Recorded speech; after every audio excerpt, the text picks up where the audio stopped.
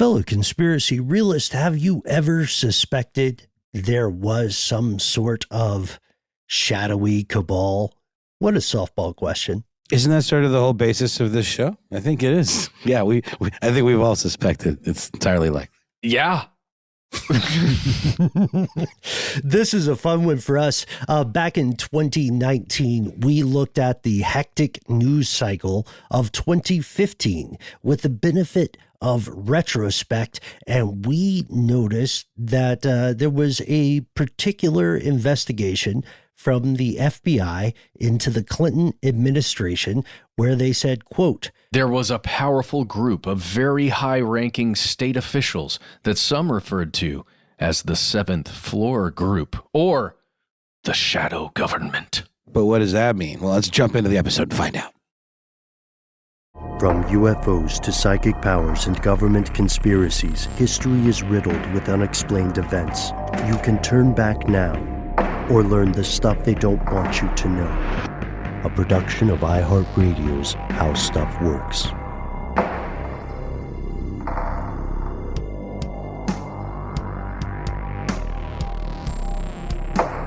Welcome back to the show. My name is Matt. Noel is on an adventure, but...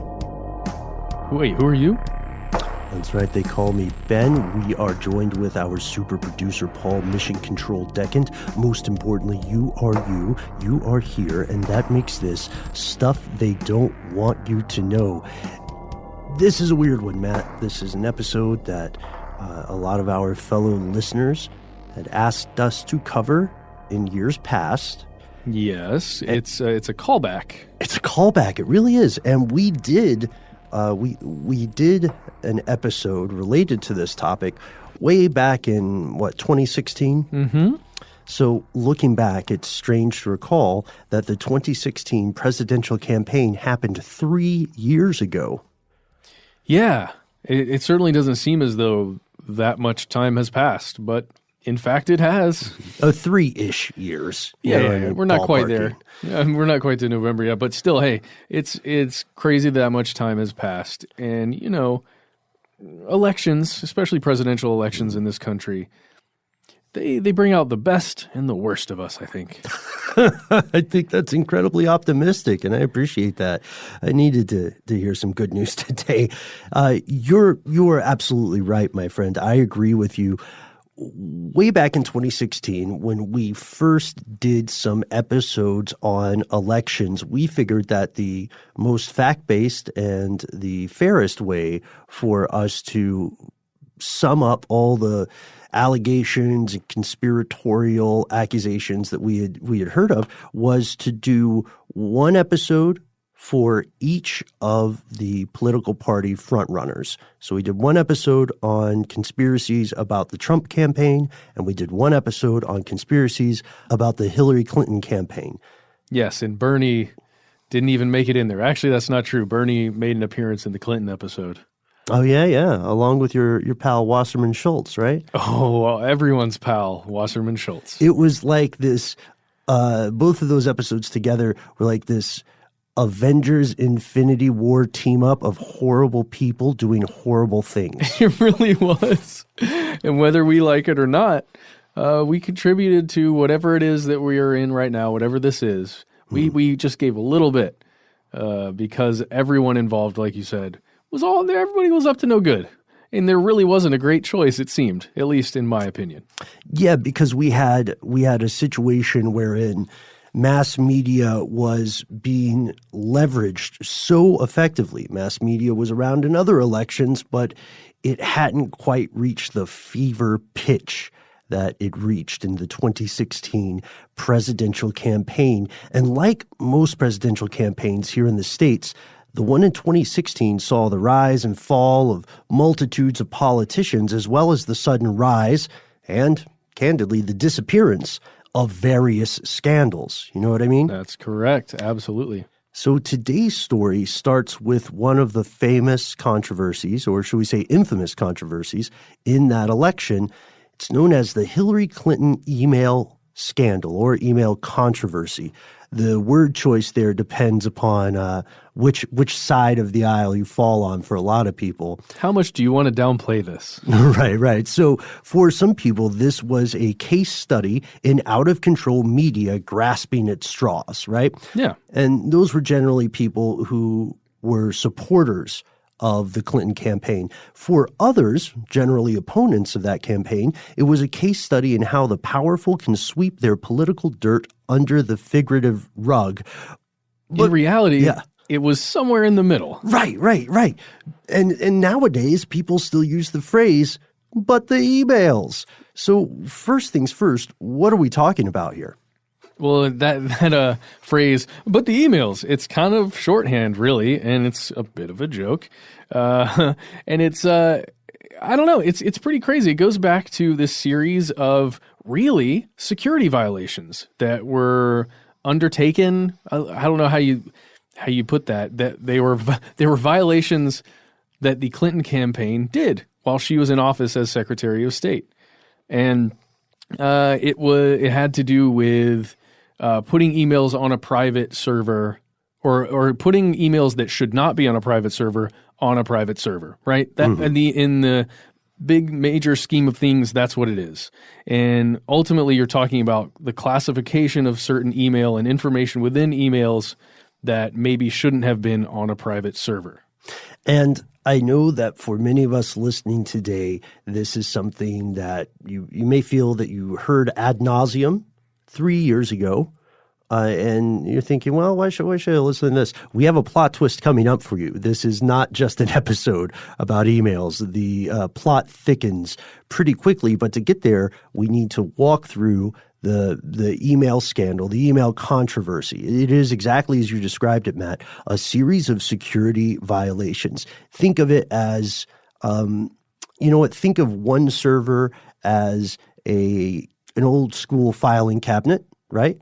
And then another server right next to it, another old school filing cabinet. And in the server to your right, that's where all the classified stuff goes. What's up with North Korea? What are Iran and various other Middle Eastern powers angry or cranky about today? That goes into this one file cabinet. And that file cabinet has a crazy amount of locks on it and biometric scanning in order to get into it. It's intense stuff. And then you have the other file cabinet on your left. No locks. It's kind of a junk drawer. Yeah. There are like old recipes, maybe some Pinterest things in there. But then one way or another, through accident or through intentional action, the stuff that's top secret or just secret ends up there with the recipes and the, hey, what are you doing on Saturday? Let's go to, what's a chain restaurant? O'Charlie's. Oh, Paul's going to kill us if we don't shout out Applebee's. Applebee's. Sorry, Paul. Applebee's. Jeez. That was close. Here's another major distinction we have to make. Yes. The server on your right, the one that has all those locks on it with all the classified information, that one can be seen by the State Department, by a lot of other intelligence agencies. There's accountability on that one, right? To the government. On the private one, that one, the one on your left, it's completely controlled by the Clinton campaign and people who are contracted to work with the Clinton campaign on that email server. That's a huge thing that we have to just remember. Absolutely. Great point. There is a chain of custody, in theory, for everything in that right-hand filing cabinet. This controversy is a series of security violations, misfiled emails, deleted emails, and That's so on. another big thing, deleted emails. Deleted emails, yeah. And this started before Clinton became the Democratic candidate in the 2016 campaign, but it continued during the campaign. This didn't really become a national story until March of 2015 when the New York Times ran a front page article on the subject. The article said that the system, quote, may have violated federal requirements and was, quote, alarming, unquote, to current and former government archive officials. So that's what the Clinton campaign was found doing. Clinton was found to have used her family's private server for official communications instead of official State Department email accounts. This happens to a lot of people on a much smaller scale. Let's say that you have multiple social media accounts. Let's say that, like our good friend Mission Control, you have one account that's Paul something or other, and then you have another account that is Applebee's Facts. Yeah. Right? and you forget to switch your profile over, and so sounds more like a Reddit username. It does. It sounds like a great Reddit username. And then, all of a sudden, things that should be said by Paul are being said by Applebee's Facts and vice versa. That's a much smaller level. Yeah. Because Applebee's Facts, and this is not a knock on Applebee's Facts at all, usually doesn't deal with things like geopolitical tensions in the Middle East yet. Not yet. I mean, those apps are coming. Yeah. Or, quid pro quo things having to do with the classification of emails. Don't worry about that. Whenever I hear quid pro quo, I cannot help but think of Silence of the Lambs. Oh, really? Mm-hmm. A little quid pro quo, Clarice. What's her name? Quid pro quo, Clarice. Clarice. Yes. Yeah. Did you know, completely off topic, Matt, the renowned actor Anthony Hopkins, his character Hannibal Lecter, this is not a spoiler, is only actually on camera for like a ridiculously small amount of time, like 15 minutes or something all told. Yeah, and he won. Didn't he win Oscars galore that year? We, in the Monster of the Zodiac Killer, we actually mentioned that year that movie came out, they tailored the entire Oscar ceremony around his character, essentially, in that movie. It's insane. The U.S. does glorify serial killers. Also, I found another ancient serial killer. I think I'm building a pretty good argument I'd like to pitch to you later. Well, I'll do it now. Why don't we do an episode on serial killers before the 1800s or ancient serial killers? Whoa. I have a treasure trove. Really? A lot that will be new to people, yeah. Documented serial killer? Proven, yeah. Okay. That sounds like a whole new podcast. We'll see. We'll see. We'll give it a go. So before we explore the lives of those ancient serial killers, let's continue exploring this strange story of emails. Right now, we've outlined the gist, right? But let's walk through a little bit more of it. So shortly before she was sworn in as Secretary of State in 2009, Hillary Clinton had set up an email server at her home in New York. This was home to an email address, hdr22@clintonemail.com. And this was for all of her email correspondence, work-related, personal stuff during her 4 years in office. She also set up email addresses on the server for her longtime aide, State Department Chief of Staff, one Cheryl Mills as well. Huma Abedin. Huma Abedin, yes, was the longtime aide.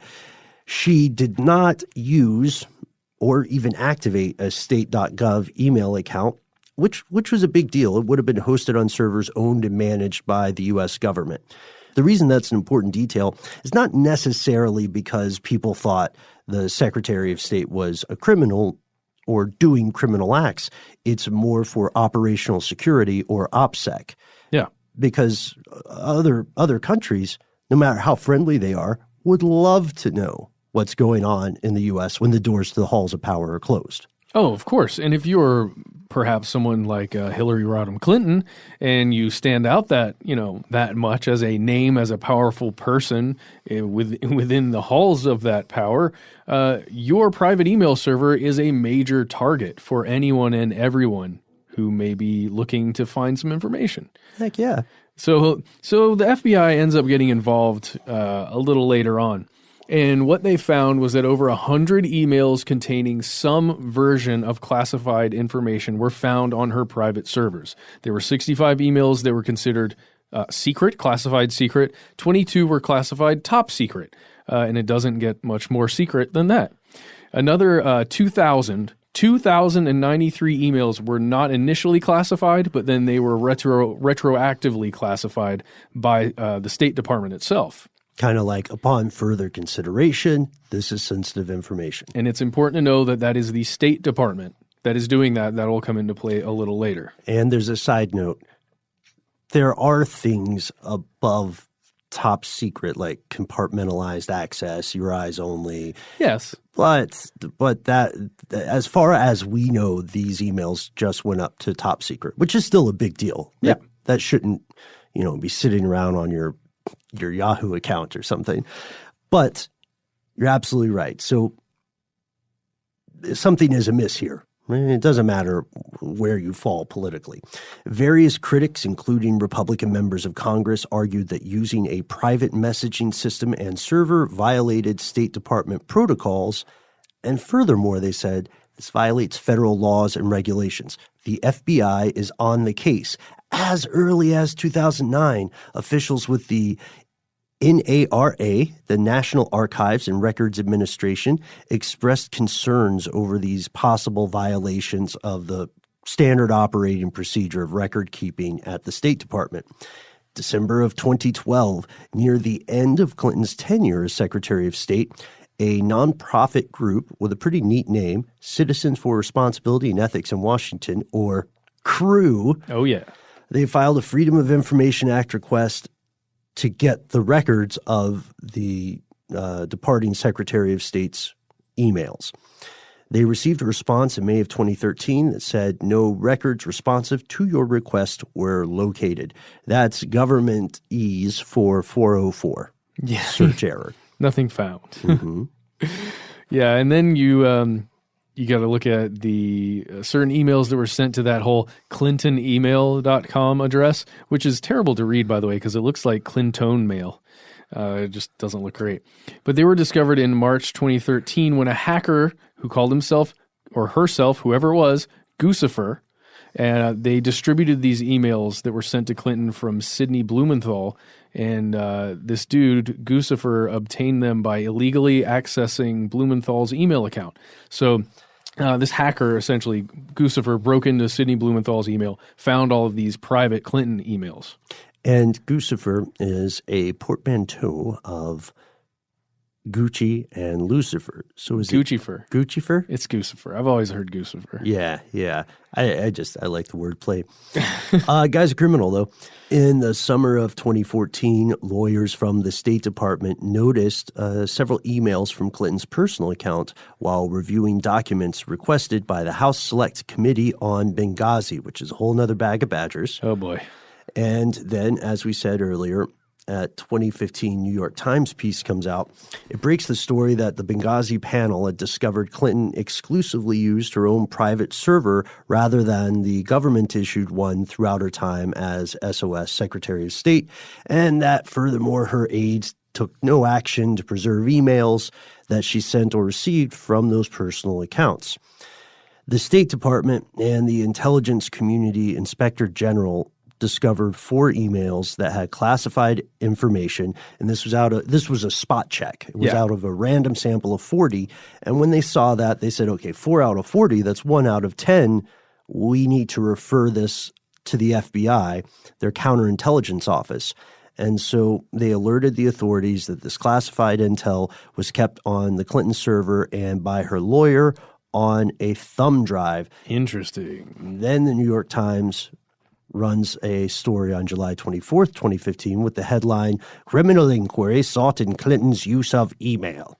Yeah, and the lead sentence from that story was, 2 inspectors general have asked the Justice Department to open a criminal investigation into whether Hillary Rodham Clinton mishandled sensitive government information on a private email account she used as Secretary of State, senior government officials said Thursday.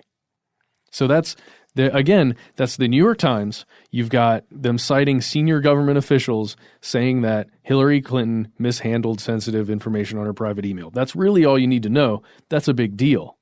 Then, of course, you have all of these large U.S. organizations who, they jump on and they correct the New York Times, stating that, quote, an important distinction is that the ICIG the ICIG did not make a criminal referral. It was a security referral made for counterintelligence purposes. So to get back through that governmentese, what they are saying is that we were not giving an order to book 'em, Dano. Yeah. We were saying this could be leveraged by unfriendly foreign powers. Yes. And the Times made two other corrections, right? First, that Clinton was not the specific target of the referral, and then that it was not criminal in nature. But the funny thing is with redactions, corrections, things like that, even in large papers of note, they legally correct the record, but they do nothing for the court of public opinion. You know what I mean? Yeah, absolutely. You remember the first thing, especially the first headline. Mm-hmm. If you see Clinton email scandal in a headline somewhere, or Clinton email referral, or just some other combination in that where you've got a person, a bad thing, and an object, that's what you remember. It doesn't matter if a week later, 2 days later, there's a correction on the original article. Even if they tweet out, correction, this was not what it was, nobody gives a crap. Yeah, typically. And that's not a ding on anyone's intelligence. That's just the nature of psychology for most people. Precisely. So how did this initial investigation, how did this all shake out? We'll tell you after a word from our sponsor.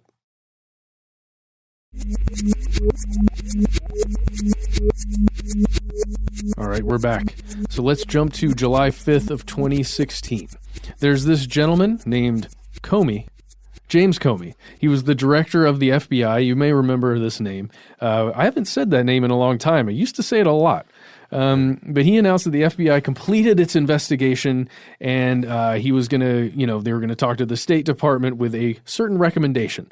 And that recommendation was that no charges are appropriate in this case. Okay. What? That's great news for the Clinton campaign and all of the supporters. He went on to say that although there is evidence of potential violations of the statutes regarding the handling of classified information, our judgment is that no reasonable prosecutor would bring such a case. Now, in this initial messaging that's coming from the FBI, from Comey, the director. Again, July 2016. Yeah, exactly. July, it seems like, hey, this email thing happened. It's a little bit of carelessness, but you know what? We're okay. Nobody did anything on purpose to hurt anybody else. It was just, they used a private server, slap the hand, let's move on. Sloppy, but not sinister. There you go. Right. So. But that changed. The thing is, that changes. There's another investigation on October 28th, 2016. Comey tells Congress that in connection with an unrelated case, the FBI has learned of the existence of emails that appear pertinent to the investigation. We're going through a lot of context here, but we'll get through it. It'll be worth it at the end. This unrelated case to which they referred was the FBI investigation of the famously and hilariously tragically named Anthony Weiner. Oh, yes. From The Daily Show. Yes. Famously from The Daily Show. Famously from The Daily Show. This guy, despite, his name might make you think he has a sense of humor, but he got busted sending sexually explicit text to a child, a 15-year-old girl. The FBI discovered emails from his estranged wife, who was, what was her name again? The aforementioned Huma Abedin. Huma Abedin, the vice chair of the Clinton presidential campaign. And because of this, they considered that these emails might be relevant to the investigation. At the time, Comey said the FBI would take appropriate investigative steps designed to allow investigators to review these emails to determine whether they contain classified information, as well as to assess their importance to the investigation. Now, anytime we talk about government procedure, I know it can feel increasingly like a snooze fest. There are acronyms and initialisms flying willy-nilly. Everybody is talking like someone from the DMV wrote their speech. Yeah, it's talking around things a lot of the time, or of the procedures and the procedural nature. Yeah, it's pretty crazy. Well, and there's a reason for that, right? Because you want to make sure you get every letter, every syllable perfect. Just to jump in before we're going, this is such a good idea. We were joking as we were going through the Huma Abedin stuff with Anthony Weiner. Let's just take a moment to say how disgusting that is that he was sending inappropriate pictures to a 15-year-old. Yeah. Really awful. We are not making light of that.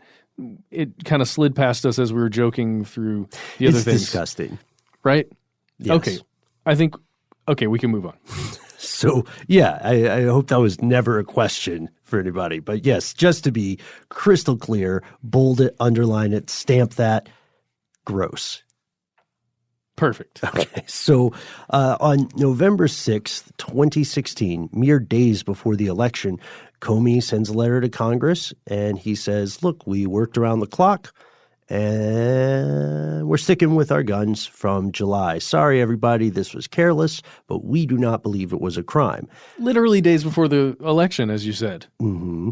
And furthermore, despite criticisms that this was a superbly timed October surprise, one of those last-minute things that can happen that can swing the needle toward one candidate or another, Comey claimed that both the investigation and its conclusions were apolitical. They had nothing to do with politics. We're the FBI. We have a job.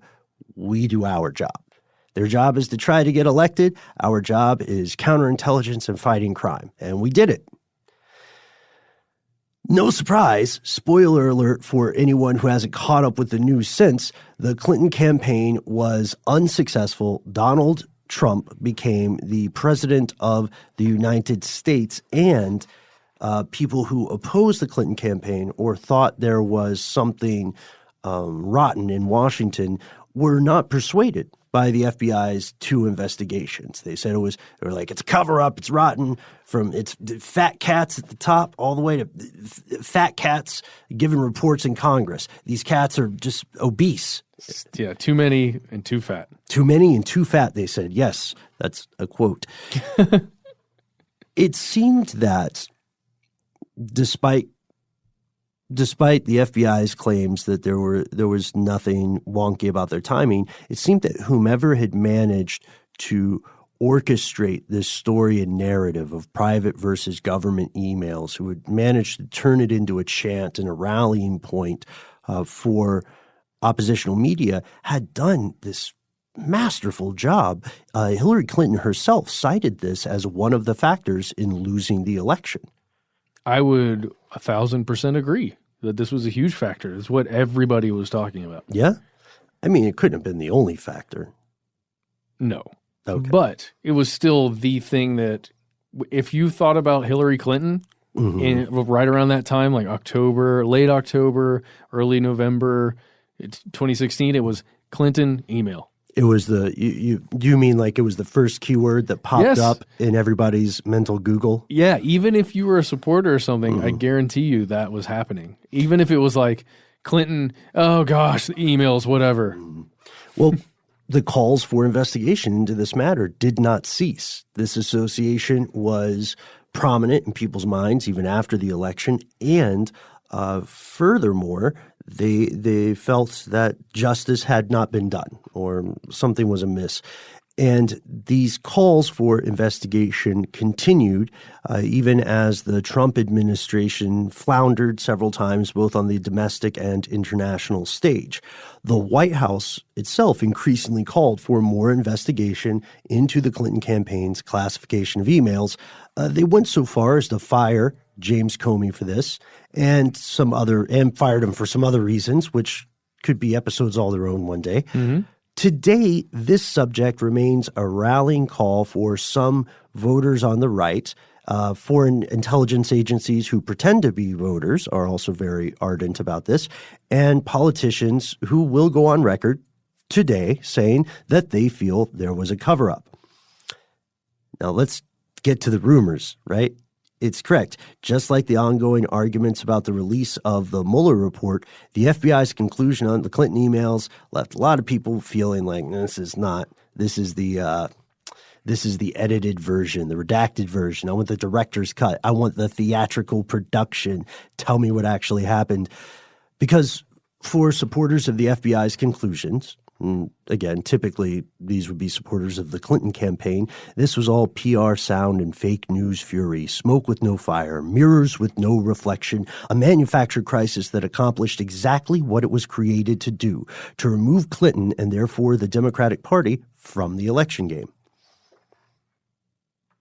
Yeah, but of course, for the people who are opponents of Hillary, sometimes, generally, supporters of the Trump campaign in 2016, people thought that this story was itself swept under the rug after she lost the election. Like perhaps something else should have happened.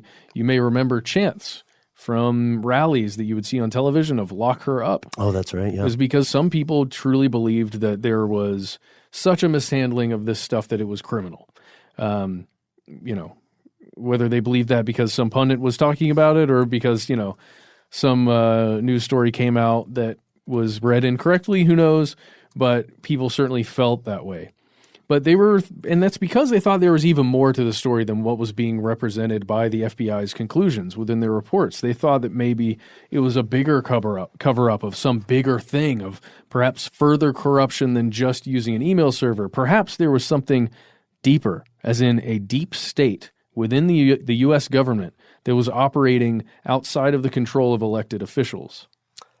A shadow government. Here's where it gets crazy.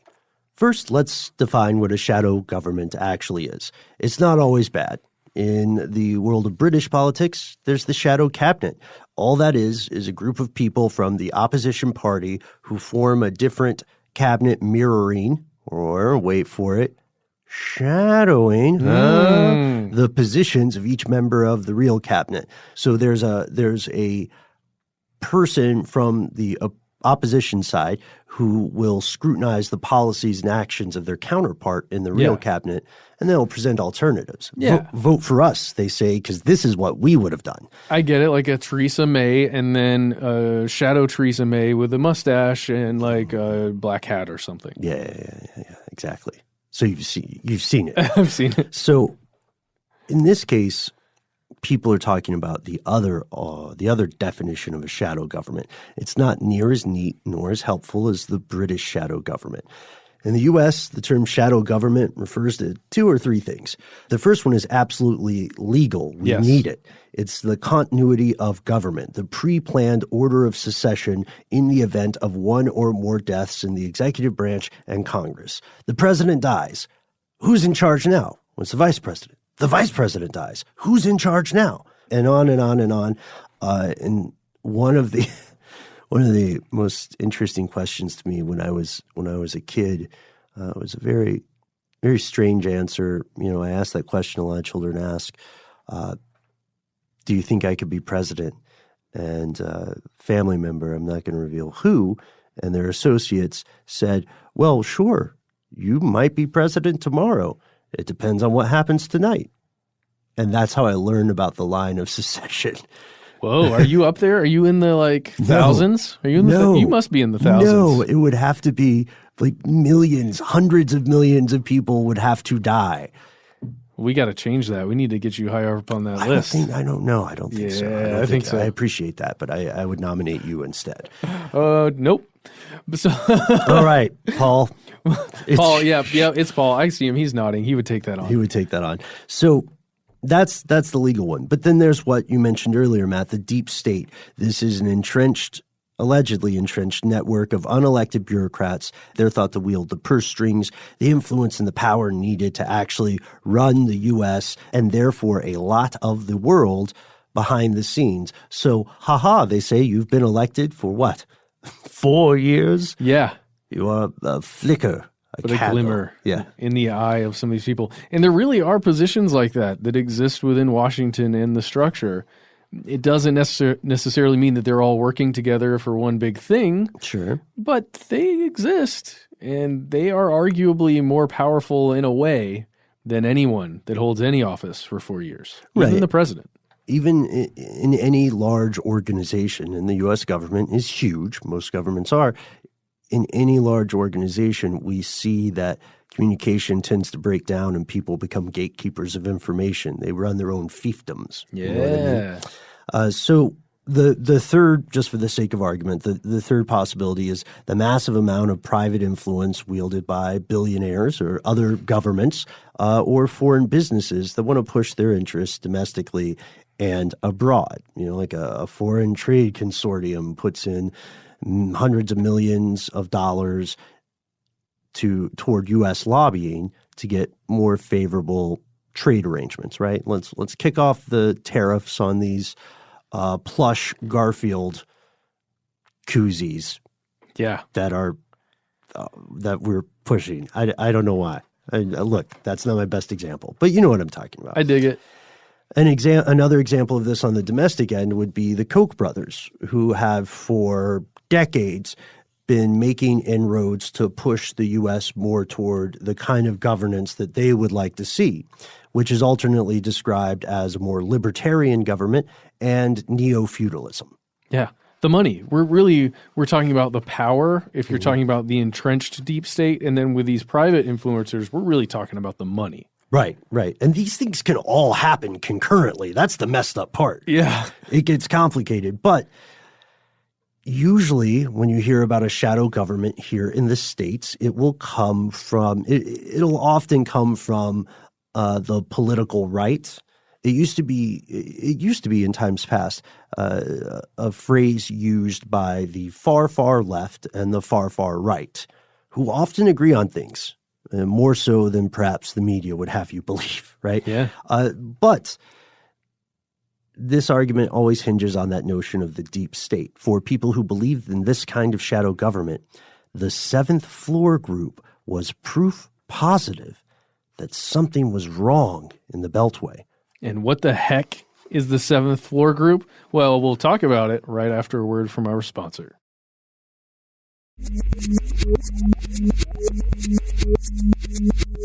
So the seventh floor group, or the shadow government. See, we promised that this email stuff would pay off. Yeah, in the last third of the episode. The last third of the episode. But a lot of the stuff we've been talking about, really, you have to remember that and know that stuff before we get here. Yes, a bit of a circuitous route, but we went the most direct way possible. So we mentioned that the FBI investigation, both of them, found what they saw as no evidence of crime, right? Sure. And a lot of people really took that on the chin because they were certain that this would be hard evidence smoking gun of a crime.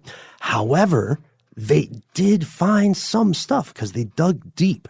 In October of 2016, the FBI released 4 sets of documents, including notes and interview summaries. And in this summary, in the 4th part of the release, they found a revelation.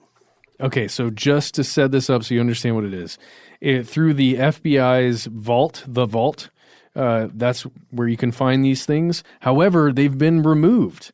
These specific ones relating to the Hillary Clinton campaign have been removed from the vault, the FBI's website. But if you go to the archive.org Wayback Machine and you put in the URL, you can find this. It's difficult to find. There are a couple places you can get to it, but it's called Hillary R. Clinton Part 4 of 6. That's what it's called. You can find it. And essentially these are just, as Ben said, summations of interviews that they had with people, just individuals regarding the Hillary Clinton email campaign scandal or whatever it was, talking about the private servers, what they knew, when they knew it, and all of that. And inside here, you find one specific, or there are several specific things, but in one of these, one of the documents came from an interview with an unidentified person who suggested that the FOIA, the Freedom of Information Act requests related to to Clinton, anything related to Clinton, went through a group that was sometimes referred to, at least internally, as the shadow government. As literally the shadow government. So, first of all, we have to say, maybe that's kind of an inside joke, right?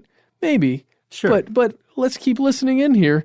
Because according to this anonymous person, quote, there was a powerful group of very high-ranking State Department officials that some referred to as the seventh floor group or the shadow government met every Wednesday afternoon to discuss the Freedom of Information Act process with regards to Clinton. We're talking congressional records and everything related to Clinton and Freedom of Information Act and congressional inquiries. So this group, literally, they were the gatekeepers for everything Clinton related.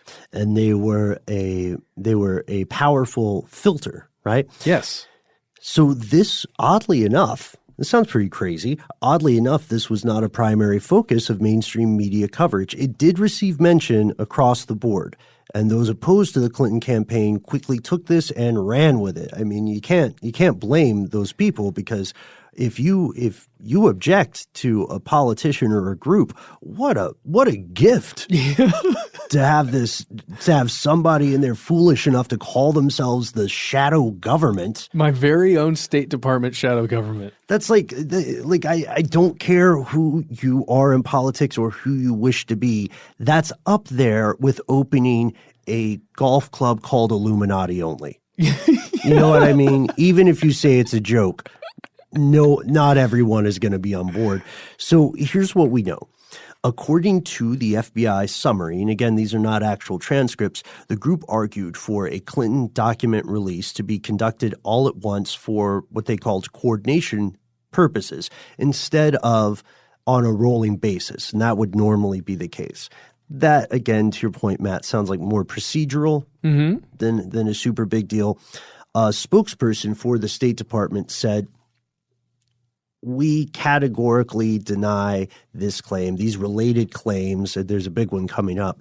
And they said these allegations are inaccurate. They don't align with the facts. To be clear, the State Department did upgrade the document at the request of the FBI when we released it. And speaking of a specific document we'll get to, but let's look at the players. So the seventh floor group was believed to meet on Wednesdays on the seventh floor, right, of their building. And the meetings were attended by some real internal power players under Secretary of State Patrick Kennedy, Secretary of State at that point, John Kerry, Deputy Chief of Staff Jennifer Stout, Deputy Secretary of State for Management and Resources, Assistant Secretary Julia Friffield, and unnamed members of the Office of the Legal Advisor. Notice how the lawyers got away. Yeah. And just it's a bunch of attorneys. It's fine. Yeah, which, if we were going to be wildly speculative, can't you easily imagine someone saying, I'll tell you about the seventh floor, but I want full immunity. You know what I mean? Yeah, I can actually see that very much so. Well, is it a big deal? What's the big deal here? The big deal here is apparently that the shadow government or the seventh floor group asked the FBI to declassify some emails so they wouldn't be thought of as security leaks, and the smoking gun for people who believe that this was sinister was the alleged action of Undersecretary of State Patrick Kennedy. According to the claims in the interview, he contacted the FBI to ask for the change in classification in exchange for a quid pro quo. Isn't that crazy? An old quid pro quo, Clarice. Mm-hmm. And again, this guy is important. He's also a Kennedy. Do we know if he's a Kennedy? Patrick Kennedy. I honestly don't know. Who cares? Check this out. So if you go, he probably cares. He probably cares. Okay, so on page 4 of that FBI Vault document that you can find on the web.archive.org, it says that there was this big meeting they're talking about with the State Department. They called it an all-agency meeting, and this person, Patrick Kennedy, that we're speaking about, he presided over the meeting, and during the conversation, one of the people specifically asked whether any member of the emails in question were classified, making eye contact with redacted. Kennedy remarked, "Well, we'll see." And this is apparently while he was making eye contact with somebody, as in like hey, maybe we'll find out what's going on.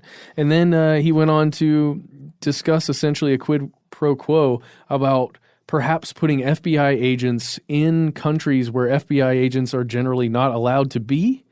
Like, maybe if you can change the classification, we'll do something for you, something beyond what anyone would imagine it would be possible. Scratch at my back, scratch at your back. And yeah, we'll get FBI agents in this country where they're not supposed to be. That's a huge deal. Yeah. So the FBI said, okay, what happened was what had happened was that the FBI determined that there was an email. Senior State Department official requested the FBI to, quote, re-review this and look at it again. Just make sure that, do your job, but do it again. Is it classified? Are you sure?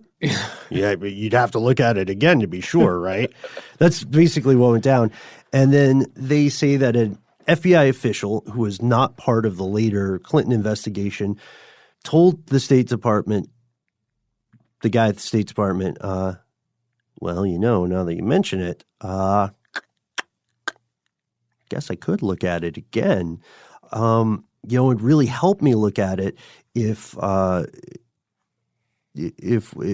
we could maybe also address, just while I've got you on the line here. Yeah. While I got you on the line here, Pat, if we could also address that request they keep putting in for space for additional FBI employees assigned abroad, because, I've sent you several emails and tried to call multiple times, and now you answer the phone. Well, you know what? I think maybe we can take care of it if some of those emails, ended up being unclassified, right? That sounds like a pretty good deal to me. Sort of a Quid pro quo? Oh, whoa, I'm hanging up. No, you hang up. You hang up first. I'll hang up first. Are you still there? Are you still there? You said you were going to hang up. That's how they had this conversation, surely. Oh, man. And they were both recording the whole time. We're being a little bit glib, but you can see it's somewhat – the FBI is making valid distinctions, right? Yes. But of course, people would deny this kind of one hand washes the other sort of stuff.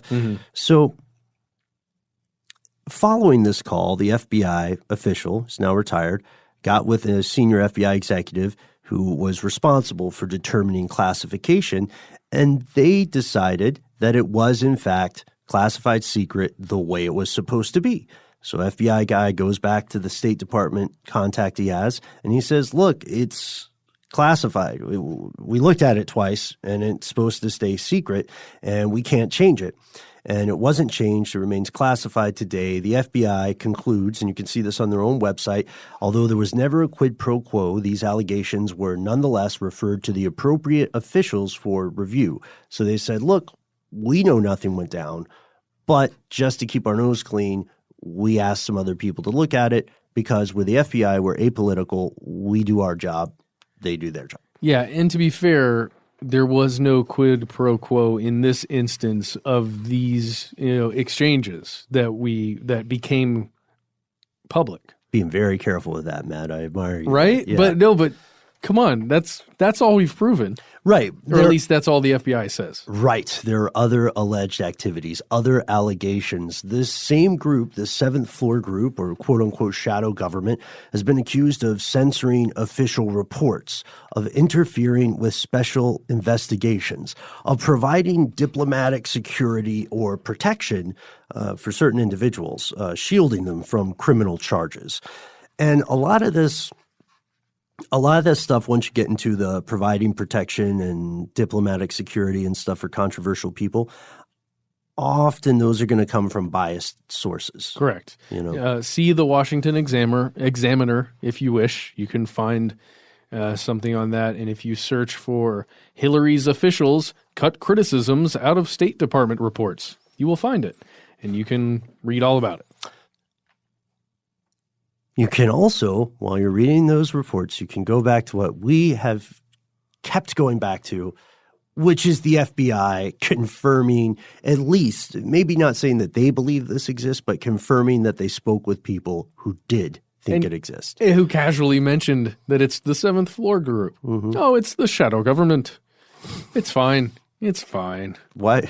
Is he Irish now? I don't know what happened, but that's what they're talking about. So this is not quite where it ends, but we do have some conclusions. First, Guccifer. Are you speaking directly to Guccifer? Guccifer. Maybe if you tune into the podcast, we'd love to hear from you. According to the New York Times, the hacker who used this name, Guccifer, coined the moniker to combine the style of Gucci and the light of Lucifer. He turned out to be a guy named Marcel Lehal Lazar, a 43-year-old former taxi driver, is at the time unemployed. He did not have expertise in computers. He didn't have any fancy equipment or tech. He just had an old Samsung cell phone and an NEC desktop. And all the skills he used in hacking, according to the official reports, he picked up on the web. So he was not, as far as we know, some high-level secret state actor. You know what I mean? Yeah. According to the official sources. Well, he's not a botnet king or whatever. But Most of the emails providing the impetus for that second investigation turned out to be duplicates of stuff they found the first time around. So in that second investigation, there wasn't apparently that much new stuff. And that lends a little bit of credence to that October surprise theory. Because again, the timing, you couldn't have planned it better, right? But the group appears to have been disbanded by Donald Trump's administration, this infamous seventh floor shadow government group.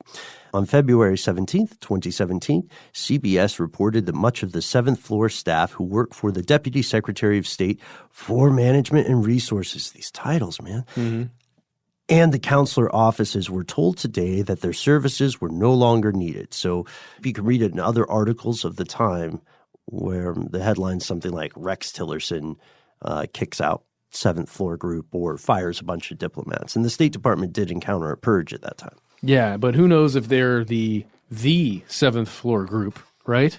Or were maybe the people just met up on the seventh floor. Maybe they lived on the fourth floor. Right. It's weird because some of us listening are convinced there's much more to the story. Some of us listening are convinced it's just media theater solely meant to discredit someone, right? It was a very divisive issue then, and to a degree, it's still a divisive issue today. But oddly enough, several of the original media reports have been deleted. The FBI vault files literally don't exist unless you go to the Wayback Machine. Right. But not to be too much of a devil's advocate, but couldn't the FBI clean out the Wayback Machine if they wanted to? Maybe. I don't know if they have those powers. The NSA could do it. Probably. Gucci Fur could do it. The Wikipedia page was also scrubbed. If you go into the talk, there's a really interesting thing about Wikipedia, which is maybe not so much the articles themselves, but if you look at Wikipedia, you're going to see two tabs. You'll see a tab at the top left with the article and a tab just to the right of that called Talk, right? And Talk is where the editors of Wikipedia and the contributors of Wikipedia argue about whether or not something should be an article or something should be included in that article. Wikipedia is a world at war because numerous debates, geopolitical, sandwiches, tragedies, all sorts of things are currently being furiously edited by one person or another with differing views. In the case of the Wikipedia page, from what we found, the reason given for its deletion was that there were not multiple primary sources. So they said, all right, you need more than one source. Yeah. For this to even be entertained as the truth. But you can still find it in Matt Frederick's trusty Wayback Machine. That's right. I think that's a great T-shirt idea, by the way. It's not mine. It's archive.org. That's true. So the FBI does appear to confirm the existence of this group while not confirming that they cooperated with them. There was a real shadow government, or at least a real group referred to as the shadow government, and they apparently no longer work for the State Department. But it leads us to the end of today's episode and a question, a disturbing question.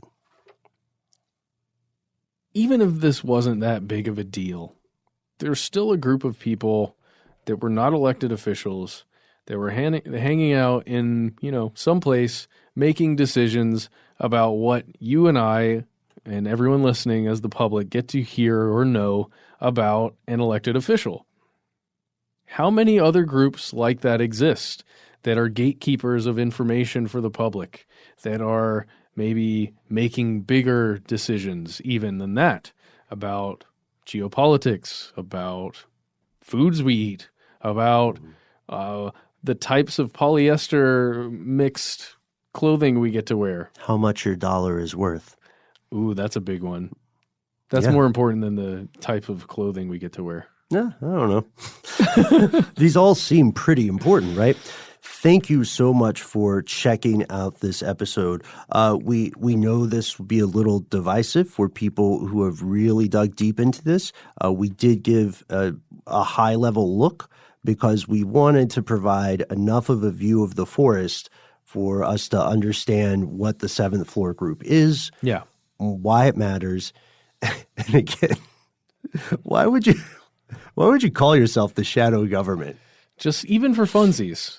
I don't know. That seems a little dangerous. I mean, I guess we could do it, but everybody would probably know that we're not making moves as representatives of Uncle Sam or a foreign power. Exactly. And I would say if you want to keep going down this rabbit hole, a great and exciting, fun thing to do is to go to the Wikipedia page for the Hillary Clinton email controversy and then go all the way down to the bottom and just, after looking at the talk thing and all the other stuff, go all the way down the bottom and just start clicking through sources down there, because it's crazy just the amount of media that was generated through this scandal, the amount of sourcing that exists on that one wiki page. It's an intense slog. Good luck to you. Enjoy yourself. Make sure you got a drink. And let us know what other examples of shadow governments you have found, not just here in the U.S., but in other countries or in other groups of countries, right? We want to hear those stories that you think your fellow listeners would enjoy about what goes on behind the curtain. You can tell us. And that's our classic episode for this evening. We can't wait to hear your thoughts. We try to be easy to find online. Find us at the handle Conspiracy Stuff, where we exist on Facebook, X, and YouTube. On Instagram and TikTok, we're Conspiracy Stuff Show. Call our number. It's 1-833-STDWYTK. Leave a voicemail. And if you have more to say, we can't wait to hear from you at our good old-fashioned email address, where we are conspiracy@iHeartRadio.com. Stuff They Don't Want You to Know is a production of iHeartRadio. For more podcasts from iHeartRadio, visit the iHeartRadio app, Apple Podcasts, or wherever you listen to your favorite shows.